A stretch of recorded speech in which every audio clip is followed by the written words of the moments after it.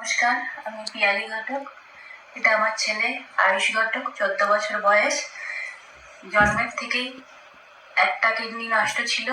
Kidney ট্রান্সপ্ল্যান্টের কথা doctor বলে দিয়েছেন। অলরেডি 5টা অপারেশন জন্মের থেকেই হয়ে গেছে রাইট কিডনিটাকে ঠিক করে রাখার জন্য। কিন্তু এখন সিএমসি ভেলোরে দেখানো চলছিল, তো ডাক্তারবাবুরা বলে দিয়েছেন যে অপারেশন করার কথা, কিডনি ট্রান্সপ্ল্যান্ট কথা।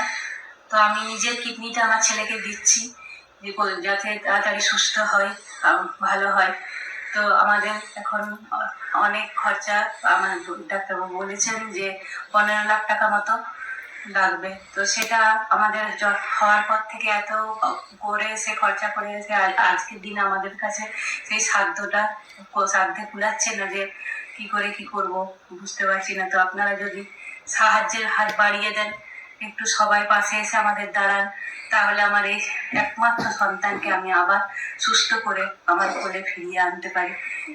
আপনারা আমাদের পাশে থাকুন, দয়া করে আপনাদেরকে আমি হাত জোর করে কি বলবো রিকোয়েস্ট করছি, যদি আমাদের পাশে এসে দাঁড়ান, আমাদেরকে আর্থিক দিক থেকে সাহায্য করেন, তাহলে আমি আমার দিক দিয়ে উপকৃত বলে মনে করবো।